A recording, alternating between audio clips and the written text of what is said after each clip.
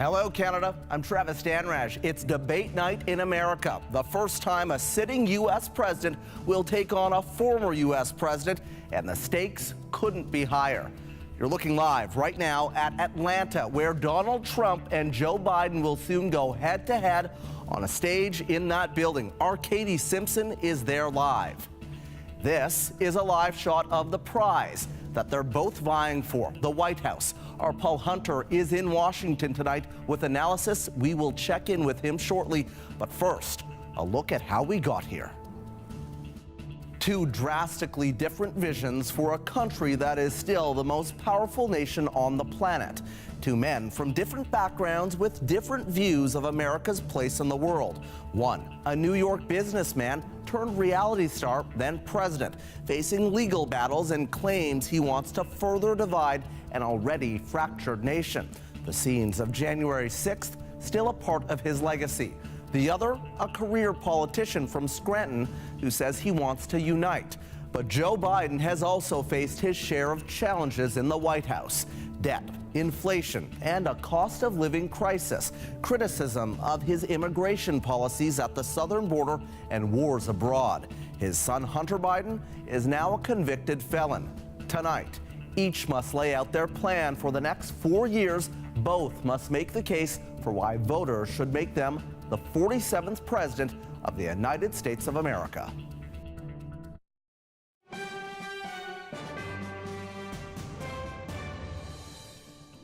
And we will have extensive coverage throughout the evening here on CBC News Network. Our Katie Simpson leads off our coverage tonight. She is on the CNN Midtown campus along with a lot of other media from right around the world. So, Katie, there's a great deal of anticipation around tonight's debate. What's it like there at this moment?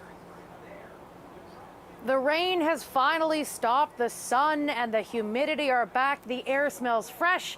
And I think everyone is just ready for this to get underway. People have had so much caffeine, everyone's starting to get the shakes. That's kind of the atmosphere here at the CNN campus where all of this is about to get underway.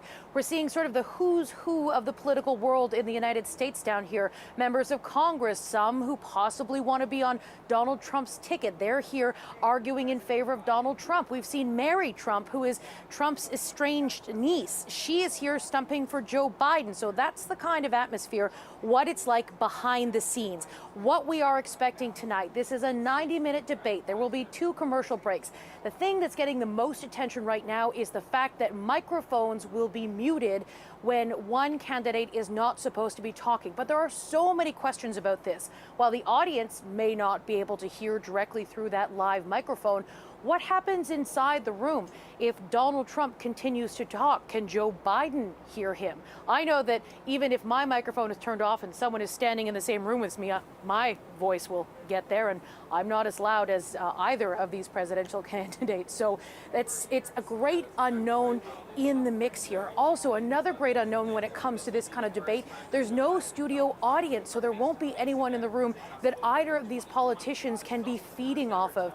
Some analysts we spoke to thought that that might be a bit of a hindrance for Donald Trump, but they also think that when microphones get cut off, that might help Donald Trump because it'll give him a limited time frame to be able to make his point and get his message out. Joe Biden is trying to deliver a performance tonight that shows confidence in his ability to continue on and to demonstrate that he's not too old to be running for this office, that he's not too old for re-election. There have been a number of events that have taken place. People are concerned that he is too old. It's one of the top things that American voters talk about when it comes to what they're looking at and what they're considering before they make their choice. So that's what is at stakes here. It is expected to be intense. There are many unknowns here, so it is must-see TV. Certainly is. And Katie, you know, over the past couple of months, I've lost count of how many Americans you have talked to in various states, taking the pulse of America. What do you think voters are going to be watching for tonight? Talking to American voters about what they think is, I think, my favorite part of my job. And so we caught up with a Republican. She's involved in the Young Republicans of Georgia.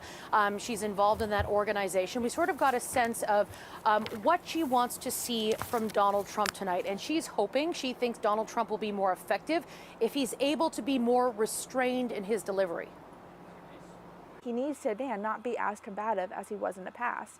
There's the gotcha moments, there's the zingers that, of course, we all love, right? Because that's what makes Donald Trump Donald Trump. And I think a lot of younger people can relate to that because it's not so uptight, so formal. Like, he actually can be relatable in that sense.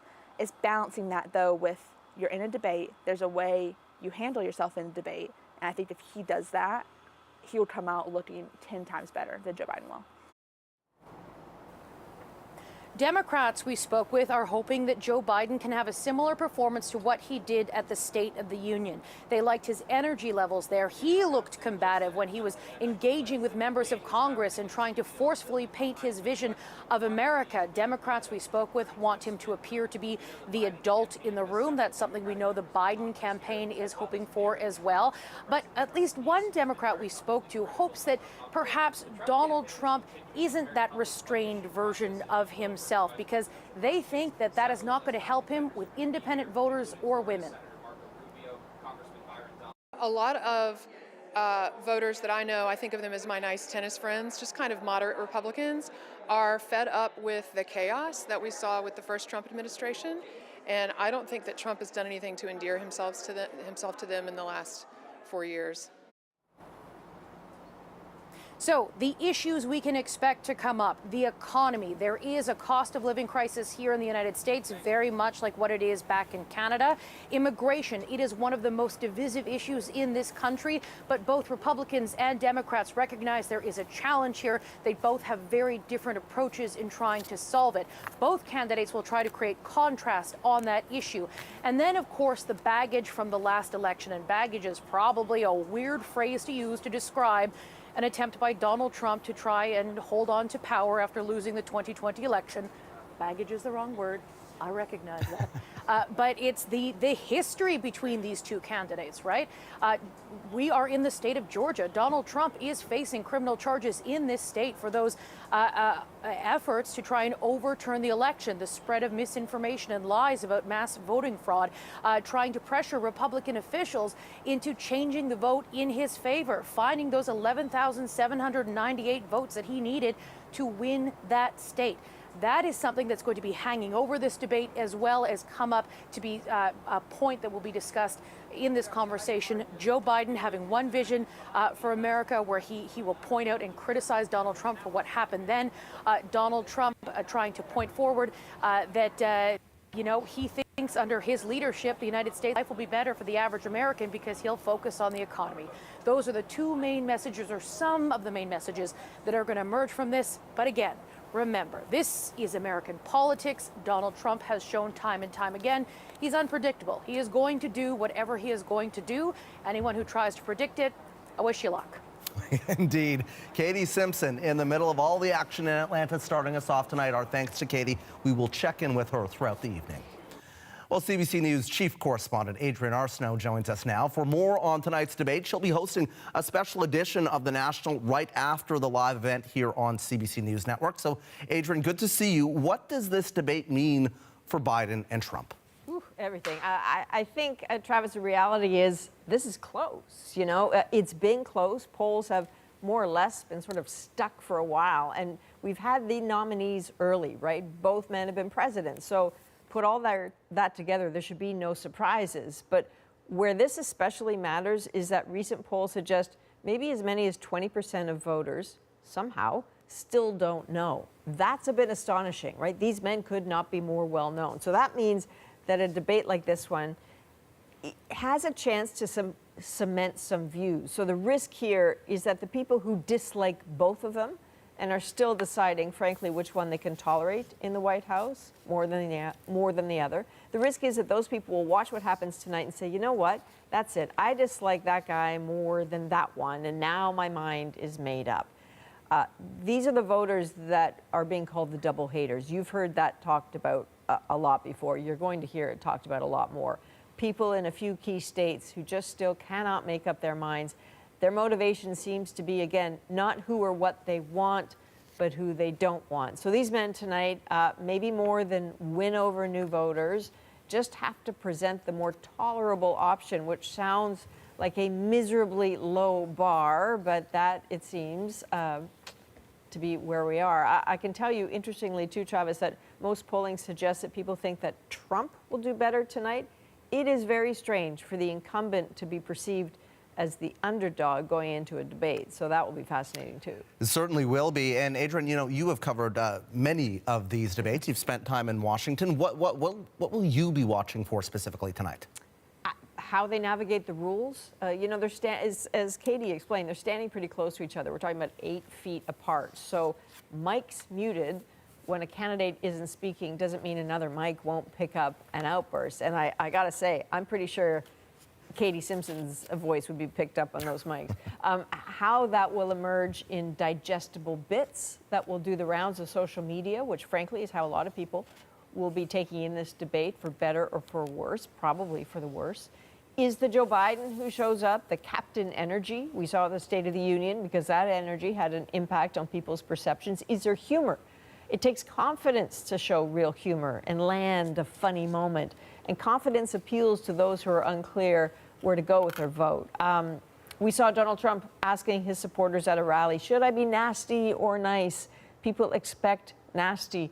But when you're dealing with people who already don't like him, nasty may really fail to impress those undecided. So largely looking to see how attuned they are to what people want and need, what the key demographics, what matters to them. I gotta say, I am both sort of looking forward to it and also preparing to watch with like one hand over my eyes out of the nervousness. It would be fantastic if this is a robust, serious, smart debate, but let's see.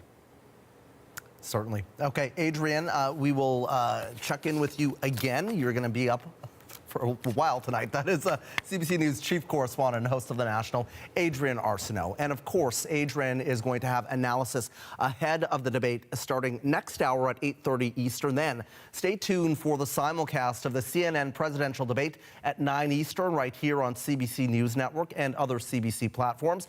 And following the debate, Adrienne will have more special coverage on The National. CBC News senior correspondent Paul Hunter is in Washington. And, you know, Paul, as we head into this debate, set the scene for us. You know, we've been talking to Katie and we've been talking to Adrienne about the stakes here. But, you know, zooming out, what is the pulse of the American people right now?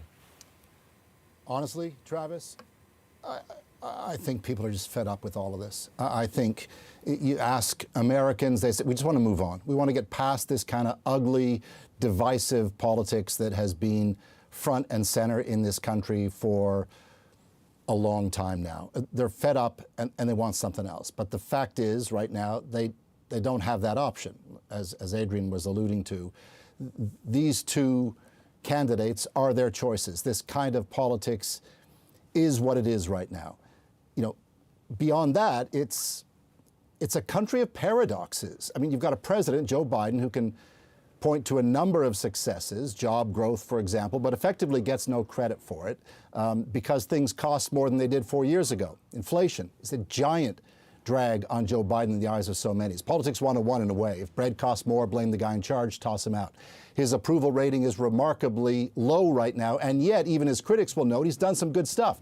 He just can't seem to sell his message. And he looks and he acts old in a country that, to generalize, wants its leaders to be energized and strong. And then you've got Donald Trump, who, you know, when he left office 4 years ago, would have topped the list of worst presidents ever, but that was 4 years ago. And so, you know, since then, this kind of political amnesia has set in. People, they haven't forgotten January 6th, for example, or children separated from their families at the U.S.-Mexico border, or the Muslim ban, and they aren't unaware that Trump is now a convicted felon. And yet,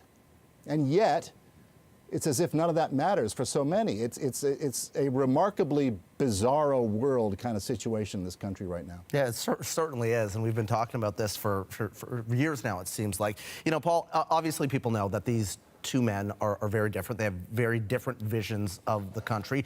But lay out what sets these two men apart, fundamentally. Broad, fundamental outlooks on the way this country should go forward. Travis. Look, polar opposites doesn't begin to describe these two. Trump critics will say he's in it only for himself. His administration would help the rich get richer. He's said if reelected, he'd go on a kind of revenge tour and seek retribution for his perceived enemies. And to the degree possible, he'd dissolve the federal investigations against him. His supporters would say they don't care about any of that because they still want the swamp drained. They love the guy because he's unlike other politicians still, right? Biden, on the other hand, is one of those old school politicians. But, say his supporters, he's got the country's best interests at heart. He may be old, but he's surrounded by people who know what they're doing. Trump would surround himself with enablers for his agenda. But again, for many of Trump backers, that doesn't matter. For whatever reason, they just love the guy. I mean, what's the worst that can happen in 4 years, they might say. And that's where the political amnesia from his 4 years in office kicks in. Mm-hmm. It certainly does. And we're a long way from November, but if Donald Trump wins this election, what could that mean for the United States and really the rest of the world? We're a long way, but in a sense, it's tomorrow, right? It's months, but it's coming up fast, right? Look, if he gets reelected, there are those who'd say, you know, America had a get out of jail free card with Trump the first time around, and if he's reelected, you know, no more mercy in how they look at the country. Once bitten, twice shy kind of thing. That's looking from the outside looking in. From the inside looking out, what would Trump do, right? He's promised more tariffs broadly. He'd seal the border with Mexico, deport undocumented migrants, all of them. America first on steroids, basically. And as I say, he'd go after those he sees as his political enemies. It will be ugly, I think people would say, and it will be ugly quickly. Last time around, it took, you know, Trump a while to figure out the machinations of the White House, what he can do as president, what he can't do. This time around, well, he'd know how to get stuff done from the get-go. That's a big difference.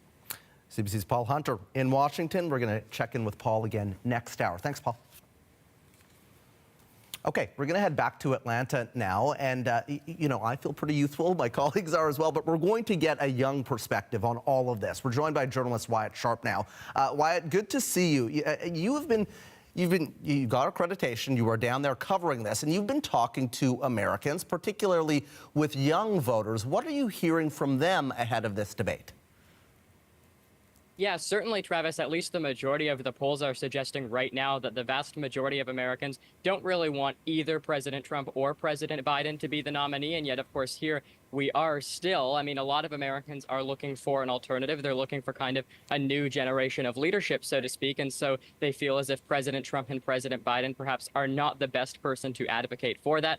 And so I think a lot of young people in particular are going to be tuning into the debate tonight. I was speaking to some young people here on the ground. There's a progressive political commentator I was speaking to just a moment ago. He's very young. He has about 500,000 YouTube subscribers. He was saying even though he himself is a progressive, he still doesn't feel as if President Biden is able to capture the youth vote just based off of some of his cognitive issues as of recently. And so whoever's able to kind of fulfill their end of the bargain tonight more successfully will kind of, I guess, be deemed the winner of the debate. So what are some of the big questions that you have and other young people about Joe Biden and Donald Trump right now? I think it's really not too different from the issues that, you know, other demographics are facing, except for the sense of young people in particular are seeing it impact, whether it be their parents, their grandparents, other people within their family. In the United States, I mean, I was talking to someone recently who was expressing concern over the affordability crisis, even coming back and forth to the debate venue. Our Uber drivers were very young people and people who, you know, it's their second time voting. And they're expressing concern, frankly, that the two people that are running for president don't really have any experience themselves with having to struggle with something like affordability, as a large portion of Americans are. The people here in Atlanta, at least, were bringing that up quite a bit over the course of the past few days since we've been here. And so I guess young people kind of just looking for some answers to some of these questions. It's no secret these two candidates are quite old. They're senior citizens. How do you think they can reach and really connect with young voters? Well, we're seeing some of it in terms of TikTok, for example. Both Joe Biden, his campaign team, has created a TikTok account. Former President Trump has created a TikTok account as well. I mean, I'm not necessarily saying that that is kind of the only way to approach this, but certainly young people are on TikTok more than any other demographic, to put it frankly. And so, reaching out via that way, as opposed to perhaps more, traditional forms of communication, of campaign advertising and what have you, is one way to kind of draw in voters and actually speaking to them on the issues that are important, while still also realizing that you don't necessarily need to treat them all that differently from other demographics of the population and other segments of the population who, again, are being impacted just as much by some of these issues. I know, I got to let you go here quick, but I know why you're engaged. You're interested in politics. You're a poli-sci student. You're interested in journalism as well. But why should other young Canadians care about not only the outcome of this debate, but the outcome of the American election? I mean, I think in particular, if we're looking at Canada, like, for example, over the course of the Trump administration, whether it be tariffs, whatever happens in the U.S., it seems to have kind of a trickle-down effect to impact Canadian politics. That's been a question I've been getting here. Why is a Canadian correspondent interested in this debate? And I think that kind of speaks as to why we're here and why so many different Canadian networks are here as well, including CBC. Wyatt Sharp in Atlanta for us. Thanks, Wyatt. Appreciate it. Thank you. Well, a big focus of this debate for both Biden and Trump, of course, will be on the undecided voter, those that have yet to make a decision. Let's hear from one of those people tonight. Audrey Porter is an undecided voter. She recently graduated from Oregon State University, and she joins us tonight from Seattle. So, Audrey, thanks for being here. Why are you still undecided? Absolutely. In 2020, it wasn't an easy vote to make. I think as a recent graduate hoping to enter the job market and also just starting out on my own, we've had a unique experience where we've seen Trump in office and we've seen and are seeing Biden in office. So hoping tonight just to see how they hope to carry on their policies and their future if one of them is to be elected. Compare and contrast for me, if you would, the time that Joe Biden has been president versus the time that Donald Trump was in the Oval Office. Yeah, I mean, I think with the COVID pandemic, it's very hard to compare and contrast. They have very different situations that they've been in. And I think, as mentioned earlier today, there's certain things Biden can do and people choose to ignore that. There's certain things Trump can do and people seem to focus just all about everything he does outside of politics. So it's very interesting just the way they operate within the Oval Office. What are the main issues that you are focused on, and what do you want to hear from these two candidates tonight in terms of substance? I think in terms of actual policies, I would love to hear them both touch on foreign aid and also foreign policy, healthcare, the economy. Housing is a big one for me, especially, as I mentioned, a recent graduate. Also immigration, just to see, because they do have such polarized views and polarized objectives on going about the immigration issue. But because we have such a unique format tonight, we have uninterrupted, muted mics, no audience, I'm really just hoping to see clarity and transparency from both candidates and just how they perform under pressure as well. And on that point, what do you think about the format, the fact that, no notes will be allowed, mics will be cut off? Do you think that will result in a more fulsome debate? It's very interesting. When they first announced that, I was at first hesitant, but I think I won't have any clear thoughts on it until after the debate tonight. But I think it's a great opportunity for us to see candidates away from their teams and away from the American public influence, especially with crowds. We know how that can get. So just having both candidates essentially uninterrupted for as long as they'll be up there, I think that's a really unique experience just to see how they do and how they're able to connect with voters outside of this unique arena. Do you think that this could be decisive in terms of who you're going to vote for, what you hear tonight? I think it'll definitely help me in my decision, but I don't think that decision will come anytime until probably September and October. But just seeing how they do, this is the first time we've seen both of them talk together in quite some time and debate in this format. So it'll definitely help me see who's able to perform better under pressure. Okay, Audrey, appreciate it. That is Audrey Porter, an undecided voter from Oregon. Thank you. Well, more news from this side of the border is just ahead, but we will continue to keep a close eye on that stage right there in the lead up to the debate right here on Canada Tonight. We're back after this. Stay with us.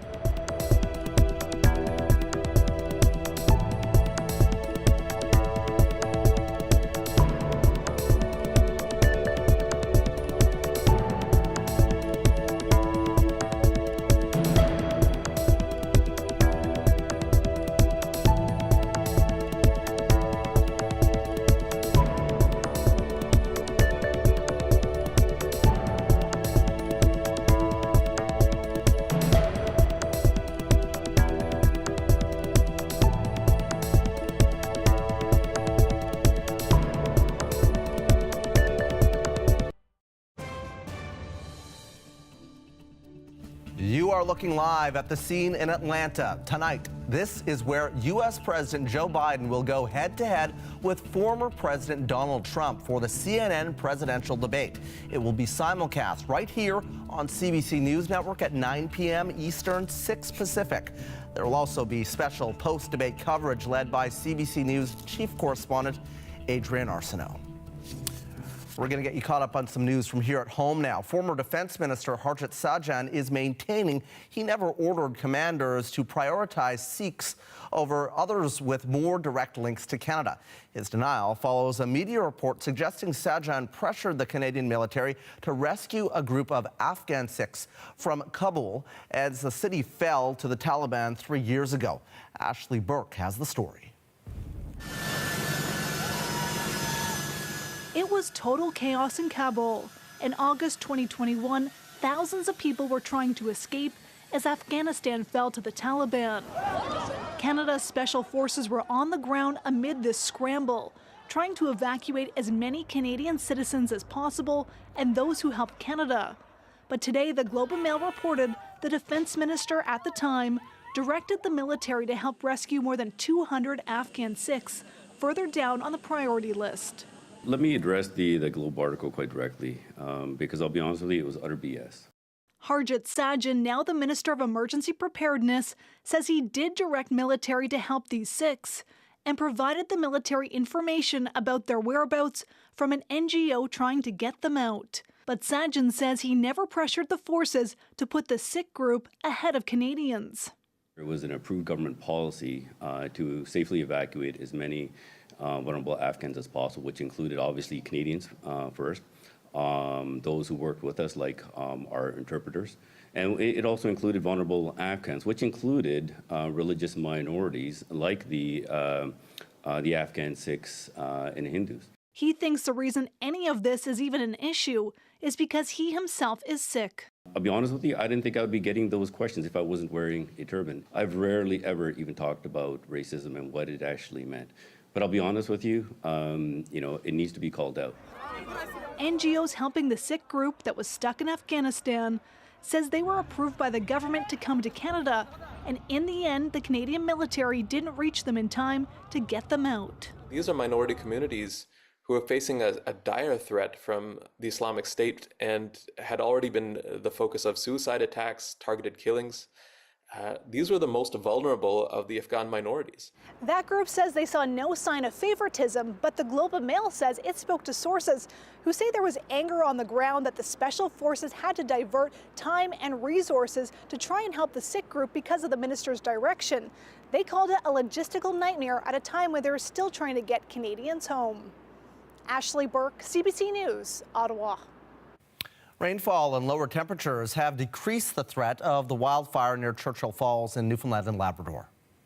The fire is smoldering. There is no spread occurring today and no expected spread to occur tomorrow with the current forecast. And we hope that we do have shower activity in coming days as well. Of course, the weather changes, so we're always looking at the most current forecast. The fire has been downgraded to level 1, a significant drop from the level 5 and 6 categories from earlier this week. Around 750 people were forced to flee over a week ago as a result of the wildfire threat. Officials say other staff have been brought in to relieve employees who have been working to keep the town's hydro plant up and running. The plant has been operating at reduced function due to the fire. A CBC News investigation into Canada's drug supply reveals millions of potentially dangerous and addictive pills are going missing, often with no explanation. The CBC's Tara Carmen looks at why police don't always hear about these losses. Armed thieves targeting a string of pharmacies in Toronto, lured by the street value of prescription narcotics, up to $60 per pill. Now, every pharmacist in Ontario must enter a code in a time delay safe, wait several minutes to enter a second code before retrieving any controlled substance for a customer. Measures like these in Ontario, BC, and Alberta have helped reduce thefts dramatically. But new data obtained by CBC News shows drugs are still disappearing. Our analysis shows large amounts of controlled substances went missing last year, totaling over 2.5 million units, nearly 2/3 reported as loss unexplained. The largest, over 245,000 pills of brand-named opioid Dilaudid, worth $4 million on the street, reported lost by a pharmacy somewhere in Ontario. So what's going on? We are seeing prescription frauds and forgeries go up. We showed the list of large losses to Detective Constable Chris Auger. Any amount of drugs that are lost that could possibly be diverted back into the systems that people might misuse, we're always concerned about those types of things. It's definitely an avenue that we'd sort of want to follow up on. Yet no major police service contacted by CBC News, including the OPP, had heard about the missing 245,000 Dilaudid. Turns out, pharmacies are not required to alert law enforcement when pills go missing. Automatic dispensing units like this one are now being used in many hospitals. I see you're saying that there's 5 in there when you opened it. Okay. They can generate reports that help identify and prevent potential diversion. Right now, we don't really have a good grasp in Canada on where these vulnerabilities are. Research Chair Patricia Turbovich says people might be finding more subtle ways to steal. Unless we have the proper checks and balances in place and the proper signals to detect when a loss or a theft has occurred, then we're going to continue to see an increase in these losses. CBC News has learned Health Canada referred a pharmacist connected to the loss of the 245,000 Dilaudid to the Regulatory College. They are currently investigating. Tara Carmen, CBC News, Vancouver. Winnipeg police are trying to find out why and how a home exploded in the city's East End yesterday. We're not going to leave any stone unturned at this point. If the investigation is going to guide us in the direction that it needs to. Right now, we've had a catastrophic event in a residential neighborhood, and we're doing everything in our power to determine what was the cause. Houses don't just explode. There is a reason for it. All that's left of that house is the concrete foundation. There are no reports of injuries from inside or from neighboring homes, but several are too damaged to allow people to return to them just yet. The occupants of the destroyed house weren't at home when it blew up. Once again, a live shot of Washington this evening, the seat of power for the government of the United States of America. In just an hour and a half, Donald Trump and Joe Biden will go head-to-head for the CNN presidential debate in Atlanta, Georgia. CBC News Network will simulcast it from 9 p.m. Eastern and 6 Pacific. We continue our coverage in the lead-up. Next, we'll talk big picture and also about the youth vote. You're watching Canada Tonight. Stay with us.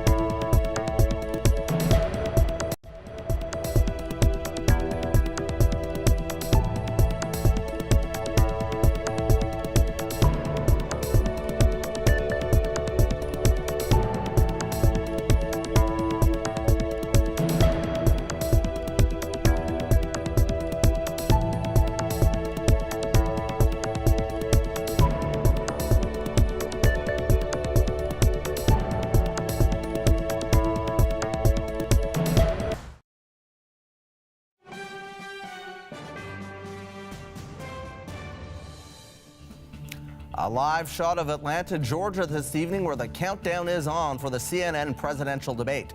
For the first time, we will see a current president debating his predecessor.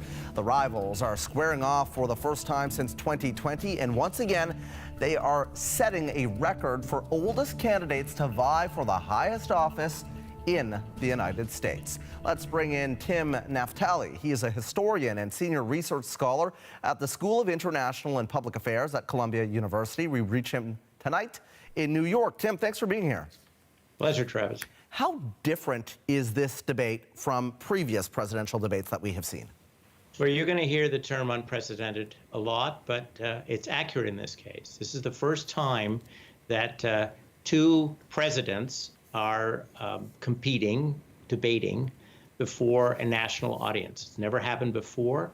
And so some of the traditions of presidential debates are not applicable. For example, usually in a first debate, the challenger has the opportunity to make a big splash because that person is going to define, historically, himself to the American people. Well, both of these men are well known to the American people. The second difference from a traditional first presidential debate is that usually the incumbent president is rusty, or is the rustier debater, because the challenger has worked his way up to the nomination of his party. Well, neither man has actually officially been nominated yet, and both of them have not had to debate at all for the last few months. So they're both likely to be rusty. You know, the other thing that, people have been talking about is how early this is happening in an election year. Is that unprecedented, or has it happened this early before? Well, imagine the United States is having a presidential debate before the two main parties have actually nominated their candidates. Right. Now, we know who those candidates are going to be, but officially they haven't been nominated. This is also the first presidential debate before we know both of the tickets. Well, we know Joe Biden's running mate, but we don't know Donald Trump's running mate. So it's quite unprecedented in that regard. There's something else that's very important. It's months ahead of the election. And so something has to be extremely meme-worthy tonight to have a lasting effect on the outcome, because the vote is so many months away. Yeah, and that was going to be my next question. How significant historically is the impact of a first presidential debate? Well, it can be enormously significant. In the case of the first presidential debate, a televised debate in 1960, John F. Kennedy was the lesser-known candidate, and he did so well in that first debate that propelled him ahead of Richard Nixon, who was his opponent. First debates can also be quite forgotten. We all remember how Ronald Reagan, some of us remember, how Ronald Reagan seemed to push aside the age issue with a very funny quip. Well, that was in his second debate. In his first debate in 1984, Ronald Reagan seemed old, tired, and actually quite confused. No one remembers the first debate. People remember, if they remember anything from the 1984 campaign, it's the second debate. What are you going to be watching for tonight? People are talking about Trump's demeanor. Is he going to be the aggressor? Is he going to try to hold back? Can he help himself from taking some low blows tonight? What will you be watching for? I'll be watching for how Donald Trump balances vim and vehemence. Donald Trump on the hustings, on the campaign trail, has used darker language, rhetoric than he used in 2020 or even 2016. We'll see the extent to which he pivots back to something slightly more presidential. In the case of Joe Biden, I am looking for the focus and the care with which he speaks. I'm looking for him to be presidential, of course, but also to show people why they should take a chance on electing somebody who would be in the White House until the age of 86. Right. We all look at these debates sometimes and we remember moments. And, in the age of social media, these debates are cut up and then these moments live on social media. How important is it for both candidates to have strong moments tonight? And also, if there are gaffes, is that a concern that could become the narrative? Well, absolutely. The clip is king, because most people are not going to watch the entire debate. Most people are going to listen to what they read about the debate tomorrow, and it'll be the clips in their inbox, in their feeds tomorrow morning. So it's absolutely essential that both candidates remember they're never off camera, and they also remember that they are talking to people who may have forgotten why they liked them or disliked them. In other words, they have to make the sale again. Is the format different as well than we have seen previously? We know that they're not going to have notes, as I was saying earlier. The mics will be cut off as well. Is that new, or has that happened before? This is really something to watch for, because there's no live studio audience. So to the extent that either debater derives energy from having people to talk to, they won't have that opportunity. It'll be very interesting to see how Donald Trump, who loves his outdoor rallies, will function in an environment where he doesn't have any studio audience. So I think the lack of a studio audience could be very interesting. The fact that there will be an attempt to shut off their mics when their time expires will be interesting too, although they're close enough to each other. I believe the rostrums are only 8 feet apart, that you'll be able to hear any aside that the other candidate makes, despite the fact his time is up. I got lots more questions, but I got to leave it there. We're out of time. But Tim, appreciate your time. That is Tim Naftali, a historian and senior researcher, a scholar at the School of International and Public Affairs at Columbia University, joining us from New York. Once again, that live shot of Atlanta, Georgia, in just over an hour now. The Democratic and Republican candidates for U.S. president will take on each other and face off in CNN headquarters. They'll be debating under different set of rules to 2020. One change will be having their mics muted, as we were just talking about, when it's not their turn to speak. Next, we'll talk to a body language expert on what he's noticed about Joe Biden and Donald Trump's body language. And we'll tell you what he's going to be looking for tonight in this debate. Canada Tonight is back after this.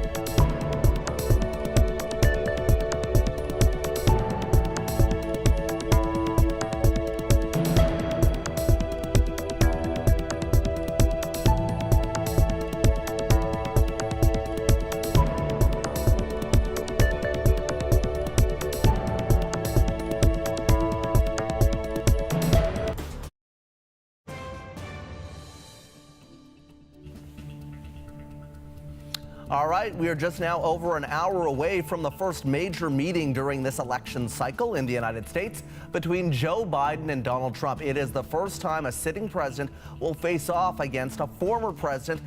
We'll have coverage and analysis in the lead up until that debate begins. And then, of course, we will have coverage of the debate right here on CBC News Network. Well, one way this debate will be different from 2020 is the candidates will have their mics muted when it's not their turn to speak. Now, their last debate 4 years ago was marked by disruptions as Trump and Biden interrupted and talked over each other. So tonight, viewers might look to body language to gauge reactions. That topic has come up in presidential debates before. For example, a lot was made of Trump's body language during his 2016 debates with Hillary Clinton, including Trump's big gestures, smirking, and looming over Clinton. Let's bring in Mark Bowden to help us break this all down. He is trained political leaders right across the world on their body language. He joins us tonight from Toronto. Okay, so Mark, I want to start talking to you about this and starting with the first moment, that handshake that we are likely to see tonight, perhaps. How important is that moment? Well, it's super important, of course, because you get the meeting of these two, let's say, titans going into some kind of battle. Now, we know Trump has a very special handshake that he likes to give where he'll try and pull the other in and off balance. If he tries to do that, how is Biden going to react to that? Of course, we know Biden needs to look tonight totally in physical and mental control. Of course, we expect that Trump may well try and get him off balance, and so he's going to have to countermeasure that. What will his countermeasure be? Right. And you know, as I was laying out in the intro, this debate is going to look a lot different because it sound a lot different because, of course, mics are going to be muted. Does that kind of up the ante when it comes to how important nonverbal communication is? Well, not only that, Travis, but we've got a split screen as well, as far as I understand it. So we should be able to see not only the person speaking, but the person reacting and their silent reactions. Well, normally they would have got a chance to kind of jump in on each other and give some kind of verbal parry to what's going on. They now know that they're going to be muted. It's right that there might be some spill from mic to mic, but even so, they're going to look a little bit stupid maybe if they're talking and the audience aren't hearing them. So what they should be trying to do is how clear can their non-verbal reactions be to the other speaker, and can they score some points with those clear non-verbal reactions and parries to what else is going on. You know, when you cross the border, for example, border agents are trained to kind of look for nonverbal cues, whether or not somebody is lying. Does the general population pick up on that with facial expressions and things like that as well? Well, of course, we all are able to pick up non-verbal expressions, but we tend to bias towards the negative. If we don't quite know, better to be safe than sorry, always read it as being a bad signal. So we're on the whole actually not very good readers of body language on an instinctual level. We just guess towards the negative, and when we're right, we tend to feel like we made a good choice. We tend to forget all the times we got it wrong. So talk to me about what you are going to be watching for tonight. Hard gestures, soft gestures as well. Tell me what you'll look for. Well, I'm going to be looking for very direct gestures from both candidates. Direct means that they feel confident about what they're saying. Think about Biden when he's direct down what I would call the wheel plane here, with both hands in symmetry, and his voice lowers and he leans into the camera. We know he's really confident about what he's saying and he's well practiced about the message that he's given.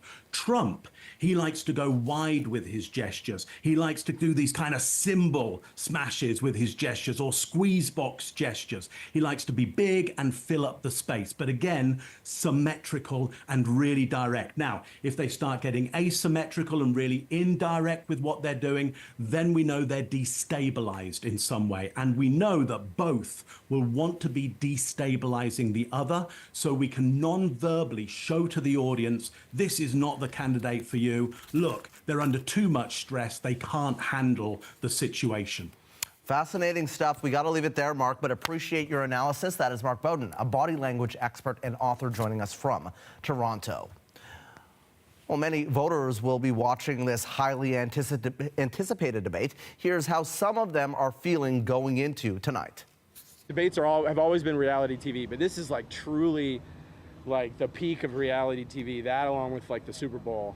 I would love to hear anything about actual issues, honestly, instead of a lot of fighting about ridiculous things that are in the past. Not a super huge fan of either, but just if they're respectful to each other, I feel like that's super important. Our country just being together. We're so divided now. We need to get back together. In just about an hour, Donald Trump and Joe Biden will go head-to-head for the CNN presidential debate in Atlanta. CBC News Network will simulcast it from 9 p.m. Eastern Standard Time. We'll continue our coverage in the lead-up to the debate next. Stay with us.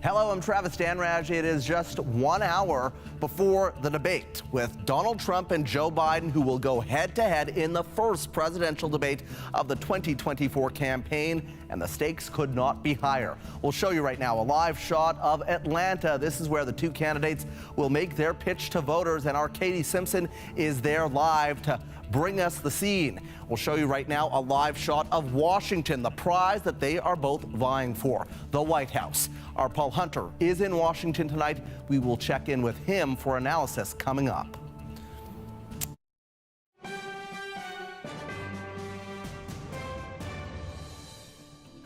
Let's start our coverage once again this hour with CBC's Katie Simpson, who is at the CNN Midtown campus, along with a lot of other media from right around the world. So, Katie, you know, the anticipation building, we're an hour away now. What is it like where you are tonight? Security has been ramped up all around the CNN campus. The Secret Service is here. Of course, you've got a sitting president and a former president, so security here is incredibly tight.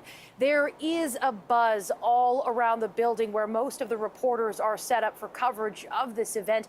And surrogates for both Donald Trump and Joe Biden are doing their best to make their cases, talking to reporters, trying to hype up their pick for the president as part of this ongoing spectacle. And spectacle it certainly is. Now, it's going to be a 90-minute debate. There are 2 commercial breaks. It'll just be Donald Trump and Joe Biden at the podium. There's no studio audience. And the question is, could that help or hinder both of these candidates, given that there won't be an audience for them to feed off of? There's also a new equation here, a new part of the equation. Microphones will be muted when it's not a candidate's turn to talk. Now, while the audience may not be able to hear properly or clearly what someone is saying while a mic is off, the question is, can the other candidate in the room hear it? And will that throw someone off? So for 2 candidates that American voters know probably better than any other presidential candidates they've ever dealt with, there are so many unknowns here in this historic square-up. Now, Travis, as I mentioned, there's a whole, they call it a spin room here, where both supporters of Joe Biden and Donald Trump are down on the floor. It's got a big red carpet, and they're answering questions from the media. So we found Gavin Newsom, who is the Democratic governor of California, could one day be a presidential contender. We asked him, we had an opportunity to ask him a question, more or less looking at what's at stake here when it comes to America's role in the world. And remember, he is a Democrat, and he is here supporting Joe Biden. I mean, there's a few foreign leaders that I've talked to that don't roll their eyes behind Donald Trump's back. They call him one of the weakest leaders of the free world. I hope we maintain that status of being leaders of the free world. God forbid he's reelected. They laugh behind his back. He sits there with Putin, and he believes Putin in his intelligence assessment over his own national security advisors. How weak can you get? Now, on the reverse side of that, there are surrogates for Donald Trump who are on the floor out there making similar arguments on different cases. One of them that Republicans are repeatedly pointing to is the economy. They want Americans to look at their bank accounts, look at their online statements. Are they better off now under President Joe Biden, or were they better back when Donald Trump was president? That is an argument that Republicans have been making in fierce defense of Donald Trump on the floor down there. Yeah, and the economy, one of the issues likely to come up tonight, Katie. Obviously, there is so much going on in the United States right now. Do we have any sense of what other issues the candidates will likely take on this evening? When I talk to voters, some of the issues that really stand out is, as we mentioned, the economy. Just like in Canada, there is a cost of living crisis here. Groceries, the price of groceries have been hit by inflation pretty severely, gas prices, and then housing prices. The housing prices crisis, it sort of depends on where you live, but interest rates are a factor for anyone trying to get into the housing market. So some of the challenges that Canadians are experiencing right now are also happening down here in the United States. Immigration is another big issue. Both Joe Biden and Donald Trump have very different positions on this. However, Joe Biden recently implementing some Republican-supported ideas on how to stop the flow of people trying to seek a better life into the United States at that southern border, crossing into the U.S. illegally. That is something that motivates voters as well. And then, of course, there is reproductive rights. Joe Biden plans to point out many times that Donald Trump is the president who appointed the Supreme Court justices who then overturned Roe v. Wade, which, of course, had protected access to abortion across this country for nearly 50 years. So those are some of the issues we can expect to hear about. And then the big picture question that many Americans have suggested is something that's important to them. It's the future of democracy in this country, the role of institutions, the role of the Department of Justice. This is an unprecedented contest between these two men, not just in the debate, but in the election big picture. because of what they represent. Donald Trump facing dozens of criminal charges, some of them related to his effort to try to remain in power even though he lost the 2020 election.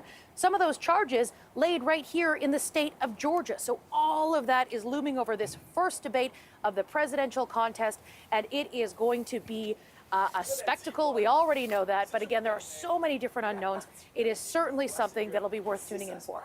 It certainly will be striking when you say, you know, the future of democracy will be up for debate this evening. Certainly, as we said off the top, the stakes could not be higher. CBC's Katie Simpson in Atlanta. Thank you. CBC News senior correspondent Paul Hunter is in Washington. Paul, you know, you have covered so many of these U.S. presidential debates. What are you going to be looking for tonight? Yeah, a super high stakes, a super intense cage match, basically, Travis. Both candidates know the stakes are supremely high tonight. And so it's as if one has to take down the other. And this is the biggest, arguably best chance to do that. First debates get eyeballs for a reason. It's the first big test of any candidate in any election this time around. As Katie was saying, everyone knows these candidates. Both have been president already. Their outlooks and their policies are well known by pretty much everyone. So the question is, and I'm not trying to be glib here, but the question is, the reason so many are tuning in tonight is to find out who's the toughest, right? Will Joe Biden prove that he's not too old by taking down Trump, by going on offense, by holding Trump to account as a convicted felon, as a civilly responsible sexual abuser, as someone who wanted to circumvent the U.S. Constitution last time around and cheat his way back into office? And how will Biden do that on Trump? And as for Trump, will he be able to contain himself? Will he follow the advice he's evidently been given and try to come across as someone with the right temperament for office? Or will he be the same Trump who, in the first debate last time, lost it by trying to bully Biden? We'll see. Yes, there are issues to talk about, but really, and I'm hardly alone in this thinking, this one's about who can prove that they, the person that they are, has what it takes to be president. And Paul, okay, so that's what you are looking for tonight. What do you think voters are going to be looking for? Yeah, well, look, I mean, in many ways the same thing. And keep in mind, it's a tiny sliver of voters that both candidates are trying to reach here. Relatively speaking, it's a small number of undecided voters in a handful of states in which the November election will turn. You know, most states are hardcore Democrat or hardcore Republican, will vote Biden or Trump no matter what. But in that tiny handful of states, Travis, Wisconsin, Michigan, Pennsylvania, Georgia, where tonight's debate is, of course, Nevada, Arizona, those six, right? That's where the election will almost certainly be determined. And so it's the undecided in those states that Trump and Biden are trying to reach tonight. Biden going after Republicans dissatisfied with Trump, Trump going after Democrats disenchanted with Biden. Each candidate tonight has the chance to demonstrate, here's why me, basically. And they know that this is maybe the best chance they've got to do that. It's not really their first impressions, so saying that either of these candidates are trying to make, but it's their first impressions of them now that we're stepping into the nitty-gritty of this contest. You know, can I, the voter, see this frail old man as president? Can I see the other guy with all the baggage Trump brings from his first term as president? That's what voters are looking for. You know, as we were talking about last hour, Paul, the election is still months away, but as you noticed, that you said that's really going to be here in an instant, in the blink of an eye. Will tonight really make a difference? Yeah, look, I mean, I say it's as if it's tomorrow, but it is, what, 4 months and a few days. A lot can happen in the next 4 months or so. To be fair, right? At this point in 2016, right, all the good money was on Hillary Clinton, and we know how that movie ended, right? But I can't understate the amount of hype that's been building up on this debate tonight. You can't turn on the TV or watch YouTube, you know, without being inundated with talk about this debate coming up. Even today, I was looking on YouTube for the latest Trump ad attacking Biden for a radio piece I was doing, and you know, as is the case on YouTube, the video opened with an ad. The ad was by Joe Biden taking on Trump. So interest is sky high already. And tonight, the hype is all over the key question on both right now. Who has the stuff, right? Who can dish it out? Who can take it? Who can convince that soft middle? The voters who, bizarre as it may sound, the voters who, even after all this time, could still go either way. Who can win them over? Biden has been rehearsing all week outside Washington. He'll almost certainly be reminding voters at every chance he gets that Trump is now a felon. But what he also has to do is underline what he can do, why he's the best positioned to do it. Then he isn't so old and fragile so as to be counted out. Trump has to convince the soft middle, strange as it may seem to some, convince them to trust him, to believe that he, Donald Trump, is best suited for the Oval. Many believe that already. It's neck and neck. He just needs to sway over enough, right? Tonight is the chance for both of them to get that done. Tonight is the night. Paul Hunter with The View from Washington. Thanks as always. Yep. People in Canada will be watching this debate closely. My next guest has seen firsthand how changes in the U.S. may affect Canadians. Frank McKenna served as Canadian ambassador to the United States from 2005 to 2006. He joins us tonight from Cap Pelé, New Brunswick. Thanks for being here. Good evening. What are you hoping to hear from these two candidates tonight, particularly about the relationship with Canada, or do you expect that to come up? Well, I suspect the name Canada won't be mentioned, but there are a number of issues that will be very, very consequential to us. Obviously, the most important issue for us is around the economy, and protectionism in the United States would be a very serious blow to the Canadian economy. So much of our production in Canada is exported to the United States. So we'll be particularly mindful of Trump's pledge that he's going to put a tariff wall around the United States of America, use a 10% tariff barrier to fund tax cuts. And Canadians will watch that very closely. We'll watch very closely as to whether that will impact on our free trade arrangement with the United States, which had been called NAFTA, is now called CUSMA. And we'll be watching very closely on other issues such as inflation and whether or not his agenda, which involves tariff barriers, will lead to more inflation in the United States, which will spill over. And obviously, we'd be very interested in the environmental issues because the United States has got an extraordinarily sharp focus on the environment right now. And if that were to change, it would competitively disadvantage Canada and also take away the world leadership that the United States needs to demonstrate on climate change. Yeah, I want to talk to you about climate policy in just a moment, but to pick up on something that you were just mentioning about, protectionist policies. Certainly, Trump has demonstrated that he believes in protectionism, but Biden as well has brought in some protectionist policies. Are there concerns when it comes to Biden about that as well?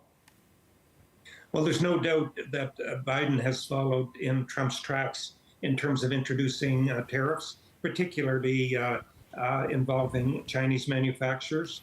But Biden has been faithful to the terms of CUSMA, the free trade deal we have Canada, the United States, and Mexico.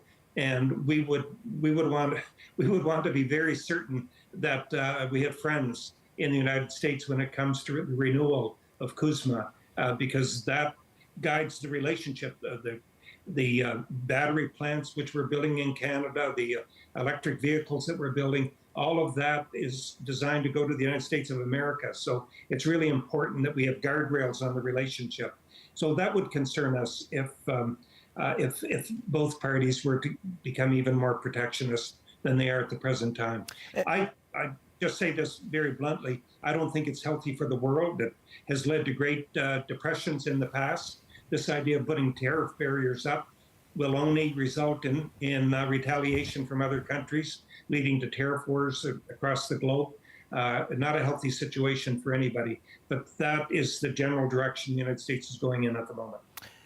And on the environment, on this side of the border, the government has placed a pretty big focus on climate policy, and it will likely come up tonight in terms of American policy. How much does Canada and the United States government really need to work together on this to have significant progress? Well, I think it's important to work hand in glove. You'll recall back many decades ago, we were able to get the acid rain reduction measures introduced that have helped reverse that particular issue we had. But that was a cross-border issue. The winds bringing acid rain didn't stop at the border. And at the present time, it's important on issues like methane emissions that we have synchronized standards so that one country doesn't release methane without any regulation at all. into the atmosphere, and the other country has very stringent methane regulations. So I think it's very important that our two countries, which share this geography, try to end up on the same side with respect to environmental regulations. Well, let's talk about immigration now, and you know, this has been a huge talking point for Donald Trump. How do you think he will address this issue tonight, and how far do you think he will go? Well, he'll attack Biden on this. It certainly is a vulnerability for Democrats. The economy, in which the perception is different from the reality, but immigration, where Biden has recently made some pretty robust measures, has undertaken some very robust measures to try to protect the integrity of the southern border. But it's a big issue, almost near the top of the issues in any poll, and I think Trump will attack that very strongly. It plays in an interesting way in Canada. If the United States really shuts off immigration or makes people feel unwelcome in the United States, it does open up Canada to bring some of the best and the brightest people on the planet to our country. You know, of course, the United States right now is in an election year. We are not here in Canada, but people are thinking about the next federal election here. Who do you think would be best suited to deal with a potential Donald Trump president, Justin Trudeau or Pierre Poilievre? Well, it's an interesting question that I hear debated constantly without resolution. Certainly, the current prime minister would make the case that he's already done a 12-round bout with Trump on NAFTA and come out of it in very good shape. So that would be his argument. The conservative leader might make the argument that he and the Republicans would be more ideologically aligned. We just don't know. Both sides would make an argument on that.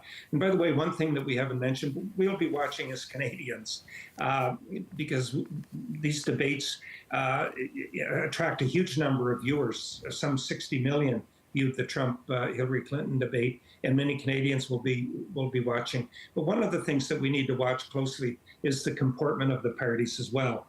Biden's biggest vulnerability by many polls is his age and the fact that he looks a bit infirm. It'll be important tonight that he shows the same kind of strength of character that he showed during the State of the Union address.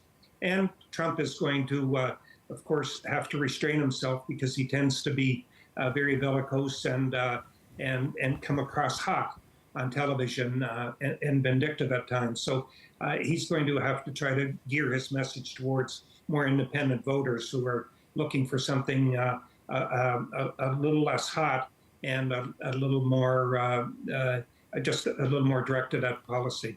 All right, appreciate your analysis on this. We will see what happens tonight. Frank McKenna served as Canada's ambassador to the United States from 2005 to 2006. Thank you, Travis.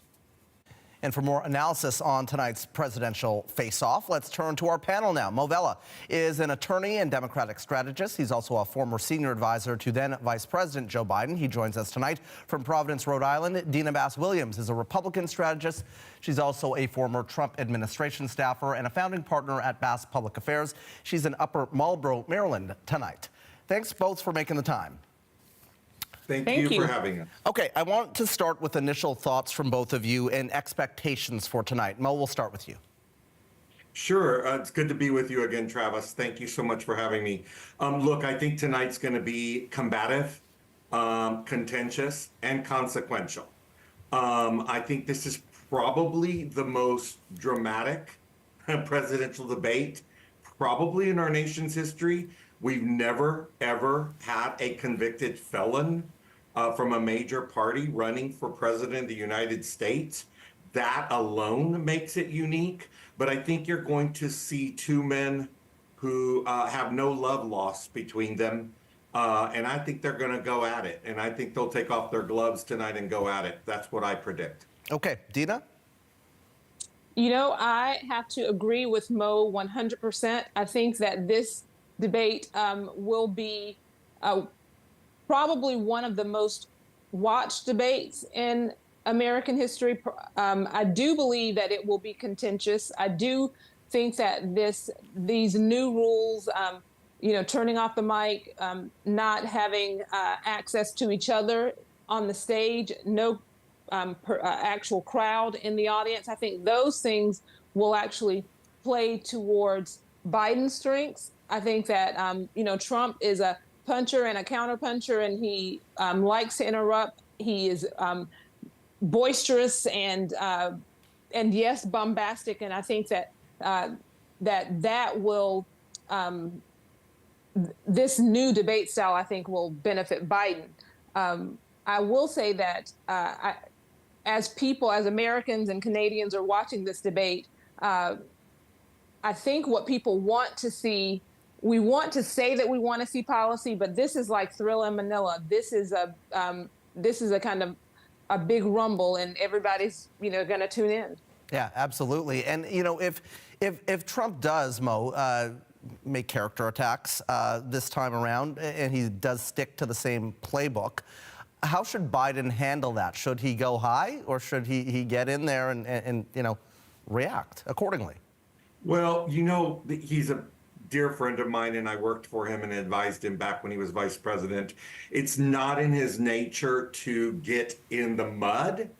However, I don't think it's if Donald Trump will do that. I think we can all agree he will do that because that's his nature, right? And that's his style. And so I think the way the president has to respond is, yes, to go high, but I also think he needs to take every one of those shots that he receives about his character and actually contrast himself in his answer. I think I would take those attacks, Travis and Dina, and I would use them to my advantage by giving me the platform to contrast my maturity, my leadership, my composure, right? My responsible demeanor, those types of things. That's what I would do. Okay, let's get into some of the issues now. And, the criminal trials will definitely come up, likely come up, I should say. Dina, how do you think Trump should handle that and the fact that he is a convicted felon? Well, I do believe that at this point in the process, people who are supporting Trump are not concerned about the indictments, are not concerned about the trials that are that haven't happened or that will happen. At this point, if as I did, I voted for Trump twice, and I'll vote for him in November. If I stuck with him through Billy Bush, if I stuck with him through the impeachments and indictments, then it is unlikely that someone at this point who supports Trump will pull away. I will say that normally at this time, I would think that both candidates are trying to play for the independents. But in this debate, when you look at the numbers that Biden is hemorrhaging, Biden actually has to secure his base. And so Trump may be playing for independents.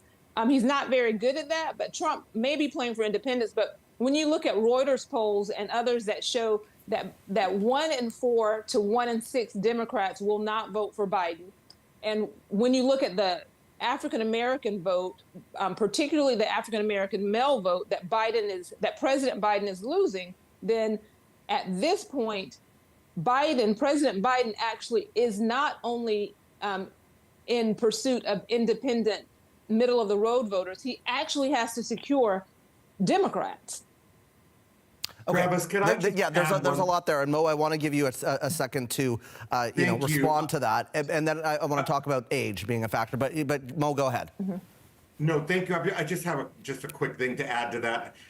I respect Dina's assessment and her expertise, especially on her side of the aisle. The only thing I would add to that is if we're going to talk about people or voters that Joe Biden might be hemorrhaging, which different polls demonstrate different things, I wouldn't be so definitive on that yet. But, when your own vice president and the vast majority of your cabinet is not endorsing you and have announced publicly they're not voting for you, and the former Republican Speaker of the House has announced he's not voting for Donald Trump, you're hemorrhaging some very high-profile Republicans, conservative Republicans, which to me is indicative that we do not truly know how many of these Republicans are going to peel off and hemorrhage So I think they both have some work to do, is my point. Okay, Dean, a quick rebuttal, and then let's move to Age. Well, I think that these elected officials and cabinet officials that have not endorsed Trump, they don't, to regular, everyday Republicans, those things don't matter. But I think that Mo's point is well taken.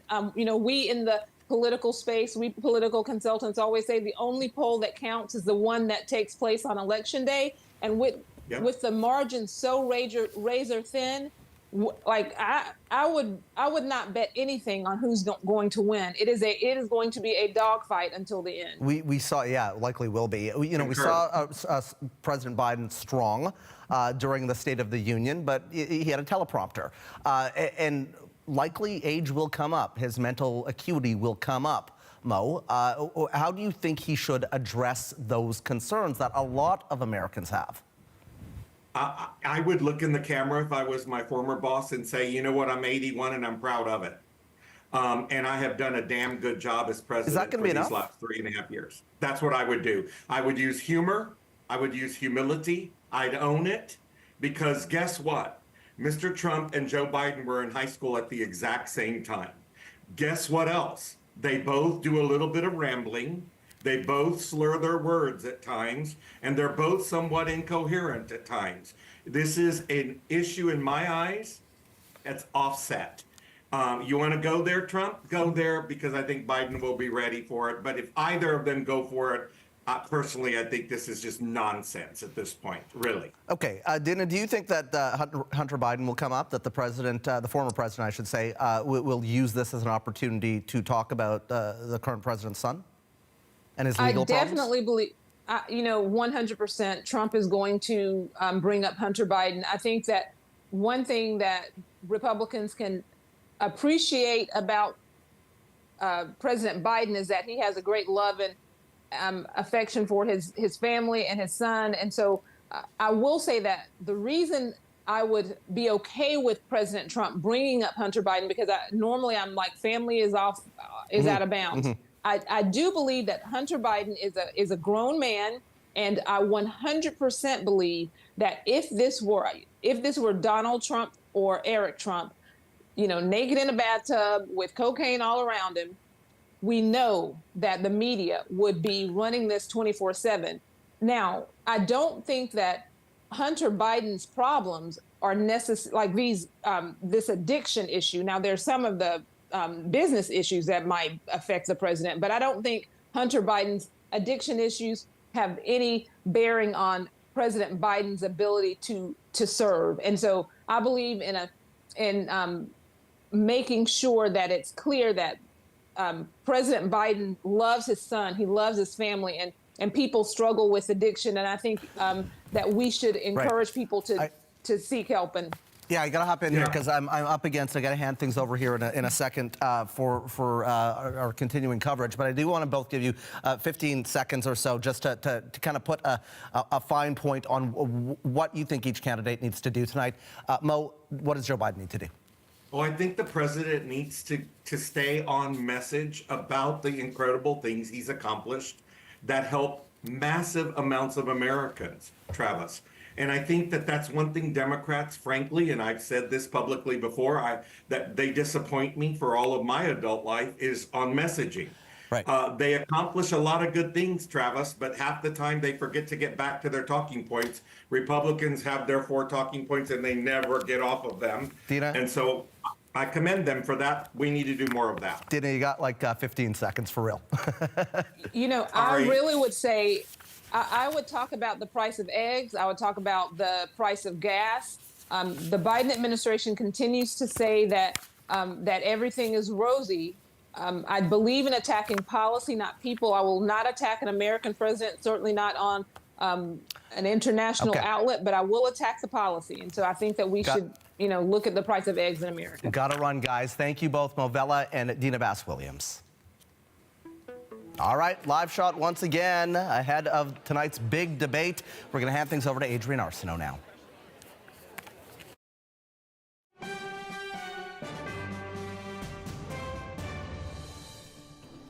And hello, good evening. I am Adrienne Arsenault. Welcome to special coverage of a presidential debate unlike any other. Joe Biden and Donald Trump will take to the stage in Atlanta in just under half an hour. This is the first time, of course, a sitting president and a former president will go head-to-head before a national audience. And when you're talking about a race as tight as this one, a moment like this may end up meaning a lot in terms of what Americans choose for their leadership over the next 4 years and what that will mean for the rest of the world. Certainly being their neighbors has taught us all that what happens there matters here. So what is the state of that divided nation? They are battling over immigration, the economy, abortion, even foreign policy. All of that hangs over the debate, and looming larger than policy for some is perception, especially the question of age. These two elderly candidates will have to ease voter doubts over mental fitness and physical durability. It is a pretty low bar that has left many Americans feeling frustrated in an unprecedented race for the White House. So let's set the scene here. It's just after 8:30. That is Atlanta. There is a growing sense there of anticipation as we approach this debate.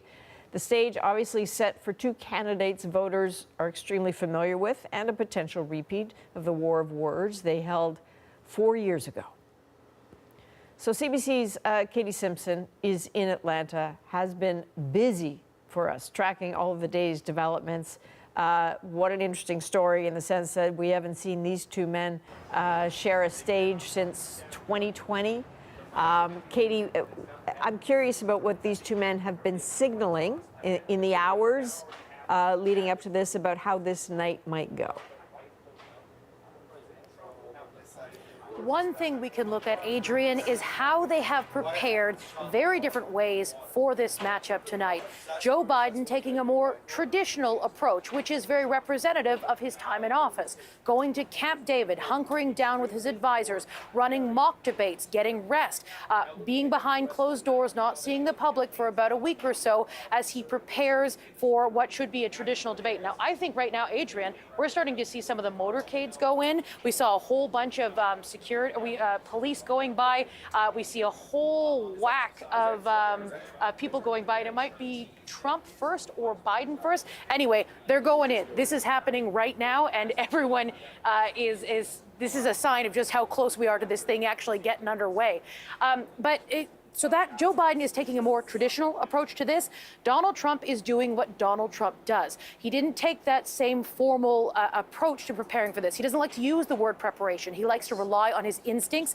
And so he's been bouncing ideas off of his advisors, as well as some of the Republicans who really want to be his vice presidential candidate, having conversations with them. There were some preparations at Mar-a-Lago. He had a couple of days of private events where he was behind closed doors there.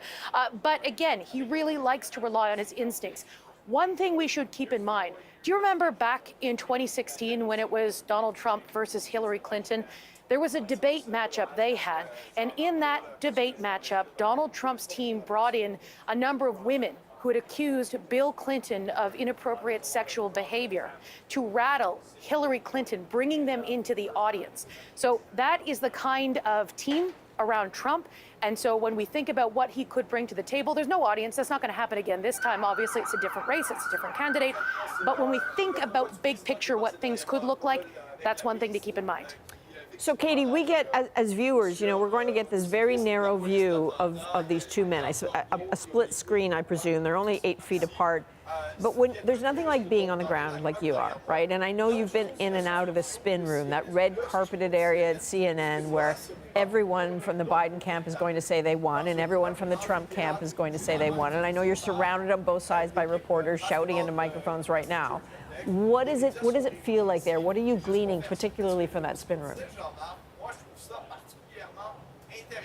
The stakes are so high here. Even though we are so far from election night, this race is so close. And so the people that are campaigning for Joe Biden and the people that are campaigning for Donald Trump, they recognize that any sort of blip or any sort of standout moment that gets traction on social media, gets traction within the American news cycle, it could really shape how American voters think and sort of the choices they're going to be making over the next few months. There's still plenty of time for either candidate to rebound or get things things back on track if they do have a poor showing tonight. But again, the stakes are so high. This race is so close. There is an energy here. It's only an energy you can experience if you're actually here on the ground. Being on the ground matters. Right now, we're seeing the motorcades head on in. We've got all the Secret Service and security around us. And so we're getting a sense this thing is the clock is ticking down. It's almost time to go. And there is so much on the line when it comes to this debate and really what's at stake here. Okay, Katie Simpson, thank you. And thank you for explaining that motorcade. We'll talk to you soon. So there's no shortage of polling in this presidential election, as always. Many of those polls are suggesting that there is a considerable number of undecided voters, incredibly, given how much people know about these two men. So for more on this, we need a little help. So we're joined by CBC's Ellen Morrow, who's been tracking all the polling and the demographics that are in the sights of these two men. So Ellen, who possibly could these undecided voters be this time around? Well, Adrienne, we're really talking about undecided voters in just a few key states who will decide this election. Places like Michigan, Wisconsin, Pennsylvania, Georgia, states that people are going to be hearing about a lot over the next few months, those key swing states. And in terms of who the undecided voters are in those places, polling is suggesting a number of things. It's saying that undecided voters there tend to be younger and tend to be more likely to be Black or Hispanic voters. There was a poll done by the New York Times last month. It suggested a tie between Donald Trump and Joe Biden within the margin of error when it came to voters between 18 and 29 and Hispanic voters. It also suggested a growing number of Black voters willing to vote for Donald Trump this time around. So why is that important? Well, it's really tricky for the Biden campaign because those are the exact voters that helped get him to the White House in 2020. They're voters who are part of the sort of natural Democratic coalition. So the fact that people in those groups are less likely this time around, or at least hesitant at this moment to say they're going to vote for Joe Biden again, is really tricky for his campaign at this stage. It suggests that he has not done a good enough job at this point of shoring up his base. Those voters are frustrated on issues of the economy, the war in Gaza, just a sense that things are not getting better. But that doesn't mean that they're automatically all going to flock to Donald Trump. There was a poll done by CBS that showed that feelings of anger and worry towards Donald Trump are keeping Joe Biden competitive in these swing state races. And that speaks to perhaps the overwhelming reality of this election, Adrienne, which is that there are so many Americans who just don't want either of these men to be president. This group that's become known as the double haters. They don't want to vote for either of these men. They're not excited about this election. There was a Pew Research poll that found that 25%, a quarter of Americans, don't have a favorable view of Joe Biden or Donald Trump. And another poll suggests that as many as 20% of Americans either don't know who they're going to vote for, if they're going to vote for a third party candidate, or if they're going to show up for this election at all. And that speaks to a whole other issue here, which is turnout. Can either of these men, when it comes to November, get people out to the polls? That's so interesting what you said about fresh. Like I was reading some analysis that says really, for someone who's just turning 18, one of those young voters you're talking about, the last time there was a Republican not named Trump running for the White House, they were something like 6 or 7 years old.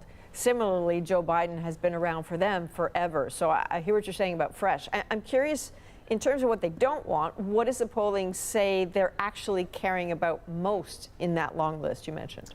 Well, the main thing for voters in swing states and overall is the cost of living. It is inflation. People are hurting. They don't feel like the economy is getting better. Another major issue for voters in these swing states is immigration. Now, those are two tricky things for Joe Biden, again, because voters say in these polls suggest that voters trust Donald Trump much more on these issues that are important to them. So Trump is going to hammer Biden on both of those points tonight, and expect to see Biden appeal to other issues that are important to swing state voters, and that's the state of American democracy, protecting American democracy, and also abortion is going to be important. And you're going to hear Joe Biden talk about that because that's an issue where he can go on offense and talk about his efforts to try to protect reproductive rights. But again, those are lower down issues on the list of concern for voters in these key states, Adrienne. All right, Ellen, thank you. And we will see you on the National after the debate, and we'll talk about how this all played out. See you. So let's go now to Brian Stelter. Brian is a special correspondent with Vanity Fair. He's in New York City. He has covered and assessed presidents. Brian, I'm not going to say the years. It's a lot of years that you've been doing this. We're months away from polling day. We're weeks away from the conventions. Why did they decide to have a debate in June, just ahead of the July 4th weekend? It seems really early. We are in the midst of summer. It is hot, in New York and Washington, even hotter in Atlanta. It does seem in some ways to be a strange time of year, and it is unusual for American politics. But I think it's a very good thing, because the reality is this election is well underway. Voters do need to hear from these candidates. It is past time to have this debate. And to answer your question directly, it's because the Biden campaign and the Trump campaign wanted to have an earlier debate. Trump had been out there for months promising to debate Biden any day, anytime, anywhere. The Biden campaign came up with a strategy to offer 2 debates, one really early and then one in September. And Trump jumped in right away saying yes. So we're in a situation that's mostly been set up by the Biden team because they believe this benefits them. But we won't know if it actually did until after the debate tonight.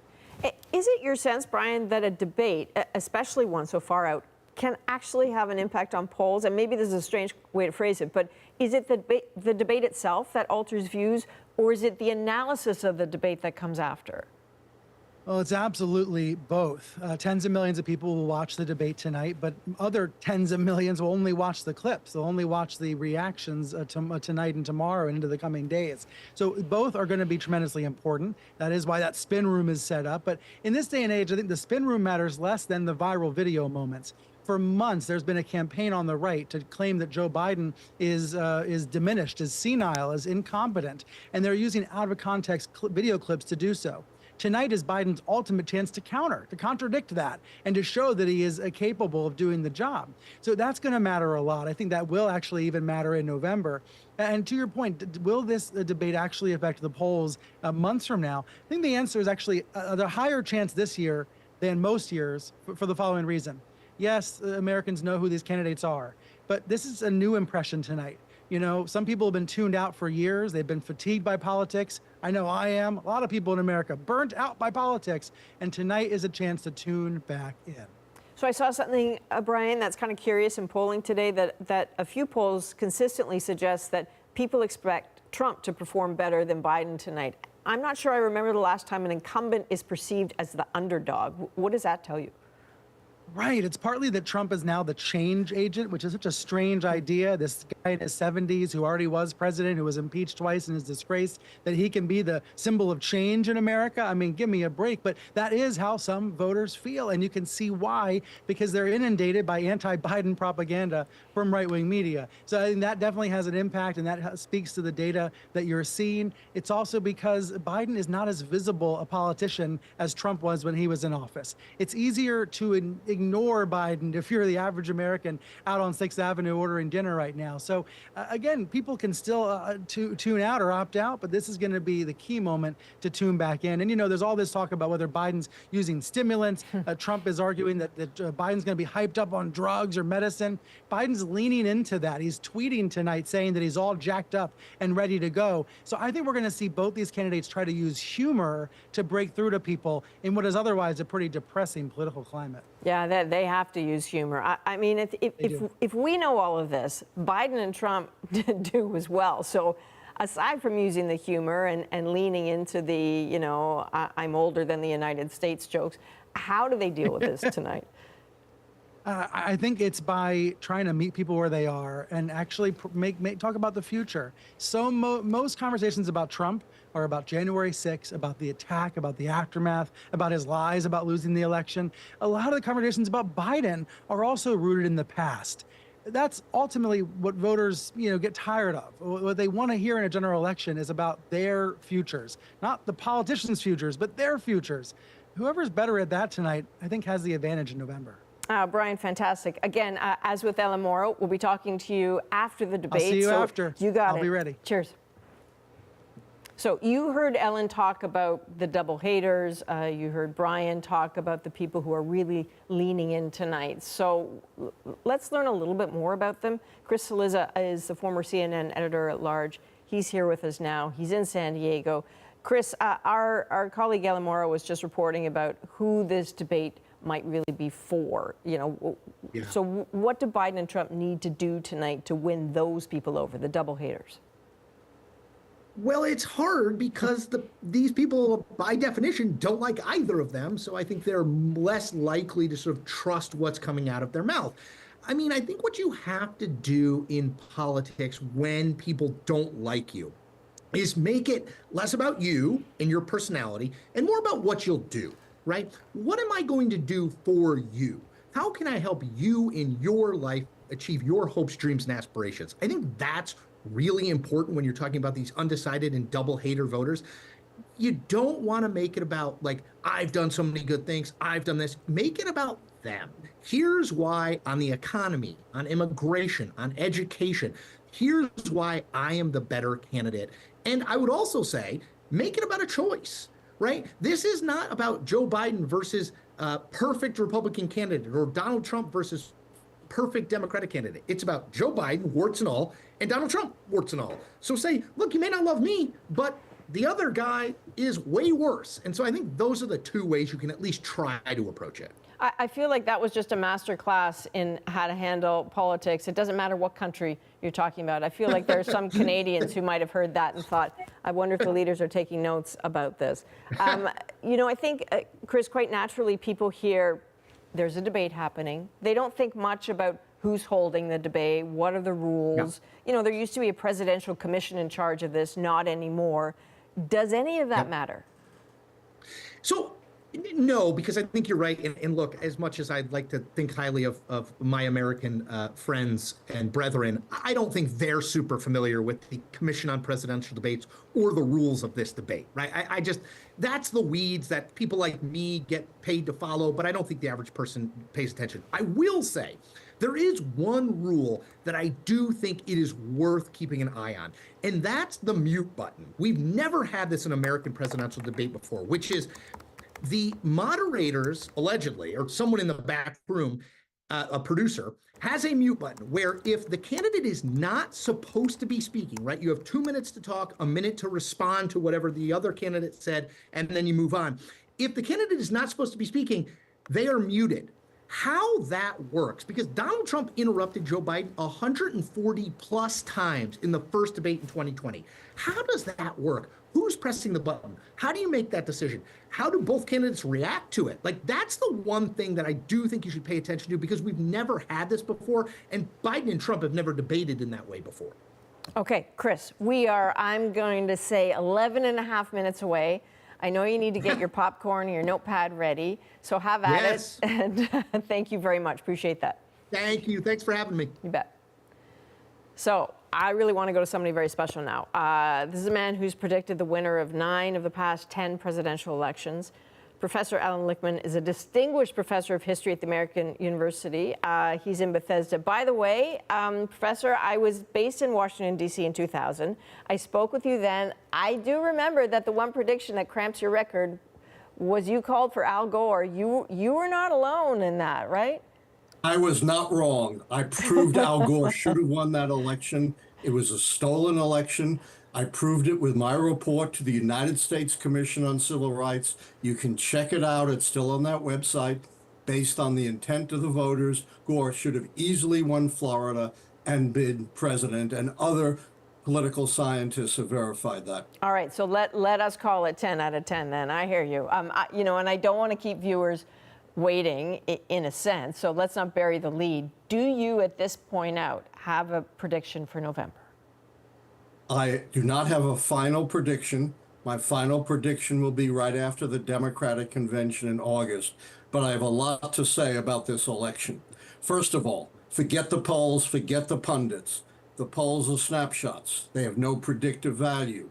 Pundits are just talking off their heads. They have no scientific basis. That's why I developed scientifically the 13 keys to the White House. And the way it works, they gauge the strength and performance of the White House party, tapping into how elections really work. 6 or more of the keys go against the White House party, they are predicted losers. So one of the misconceptions of the pundits is Biden should step down in favor of a younger candidate. Well, if that happens, they lose the incumbency key and they lose the contest key because there's no heir apparent. So they start 2 keys down instead of 2 keys up with Biden running. So where do the keys stand and what should your viewers be looking to? Remember, 6 keys and the Democrats are out. Right now, Biden is irrevocably down 2 keys. The mandate key, because Dems lost seats in the U.S. House elections in the last midterm, and the incumbency key, because Biden is no JFK or Franklin Roosevelt. So what are the 4 keys you should be looking at that could make or break the Biden election? 1, third party. And you want to look to see, and it's the only time I use a poll because I have to, whether or not RFK Jr. stabilizes at 10% or more. Secondly, social unrest. You know, we saw some sporadic social unrest, but the big question is, will social unrest explode the way it did in the 60s or during the Black Lives Matter movement?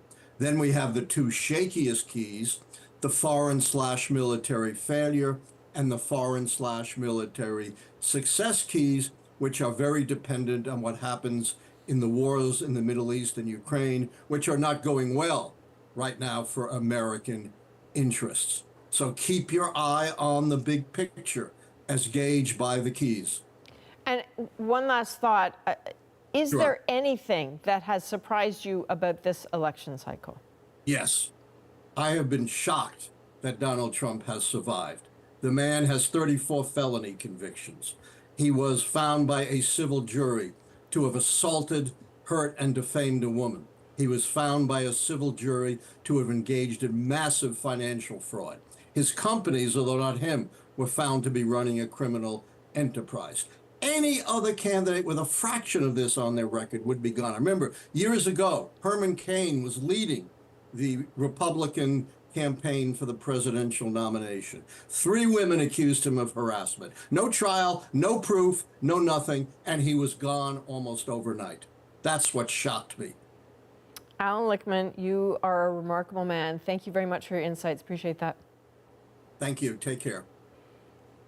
Let's go to another remarkable soul. CBC News senior correspondent Paul Hunter is in Washington. Paul, we are, my math is terrible, but we're about 7 minutes away now. I get the feeling that we are all coiled like cobras, ready to strike and take notes here, but that the American electorate may not broadly be feeling the same way. What is your gut telling you about how Americans are feeling going into this?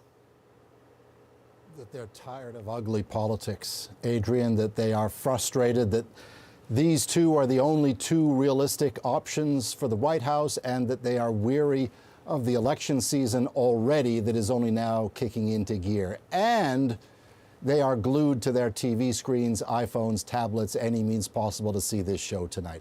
A ton of eyeballs to see which of these 2, right, the 2 candidates everyone knows so well, which of these 2 is best suited to be in the Oval Office. Both presidents with major baggage. Your last guest was talking about some of that. One deemed too old and frail, the other too temperamental, vulgar, unpredictable, and is a felon. 2 with utterly different views of where to take this country and how to get there, but both in a remarkably neck-and-neck contest for the most powerful job on the planet. I think it's fair to say Americans are beyond the pale curious to see if Joe Biden can prove he's got the mental acuity for the gig, and whether Trump, deemed by so many to have been maybe the worst president ever, whether he can demonstrate he can be trusted to give it another go. He is a felon. Biden trips on steps. How are Americans feeling tonight, Adrienne? I've heard from countless of them. They say, how did we even get to this point? But the choice for voters is what it is. We've talked often, most Americans would rather have 2 other candidates. Fact is, this is what it is.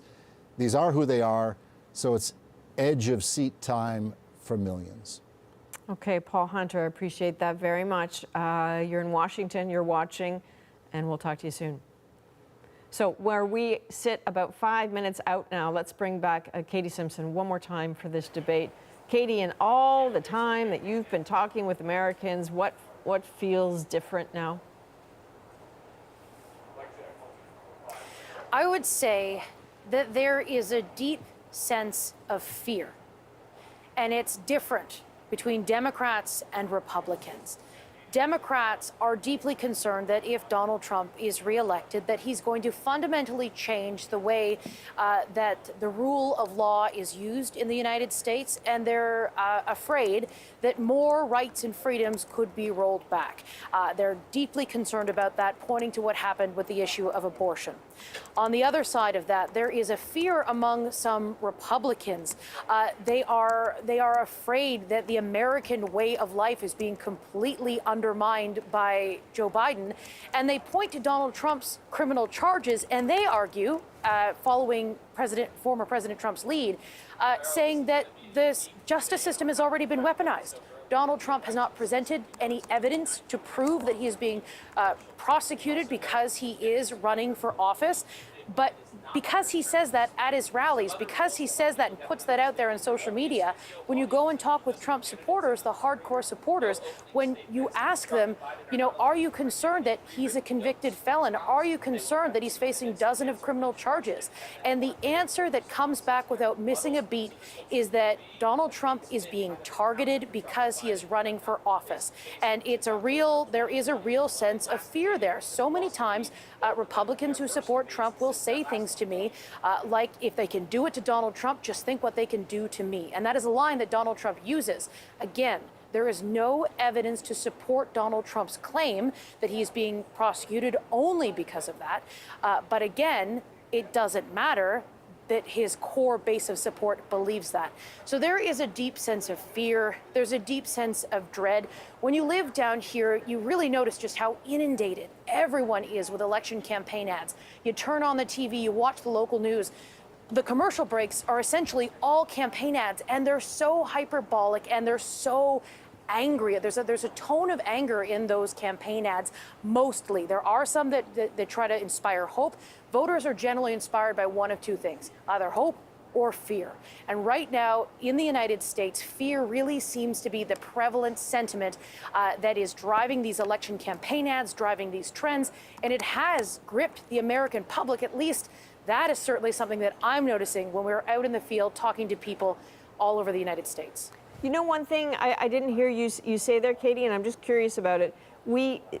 I think in past election cycles, there was an obsession with correcting the record, right? Sort of real-time fact-checking. I know that still happens to a degree, trying to counter the mis and disinformation.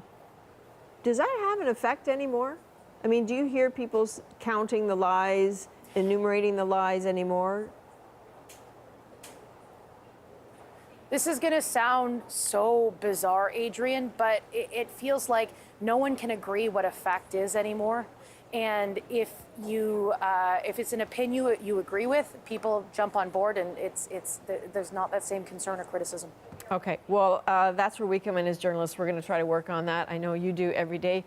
CBC's Katie Simpson in Atlanta. So we are about a minute and 20 seconds away from handing it off to our friends at CNN now. Obviously, we'll be simulcasting the debate that they are hosting. You will see Jake Tapper, you will see Dhanraj. These are the people who are asking the questions. I'll be back just after 10:30 p.m. Eastern Time, 7:30 Pacific, with plenty of post-debate analysis.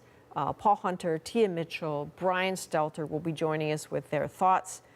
But keep in mind what you're going to see in the next 90-ish minutes or so is these two candidates will be standing 8 feet apart from each other. Their mics will be muted. When one is talking, the mic of the other will be muted. Everybody knows what happens with microphones. There is no chance that some sound won't leak through. But what you're likely to see on your screen is a split screen. So as one candidate, let's say President Biden is speaking, former President Trump, you will see his reactions on camera. So watch to see, do they play to the camera? How do they use their facial expressions to convey what they cannot convey with their voice because they're afraid of not being heard? They don't have an audience to play to. There is a spin room. After the debate, fully expect to hear people claiming victory on both sides. That is the way it goes in politics. But here now, the historic rematch between President Joe Biden and former President Donald Trump.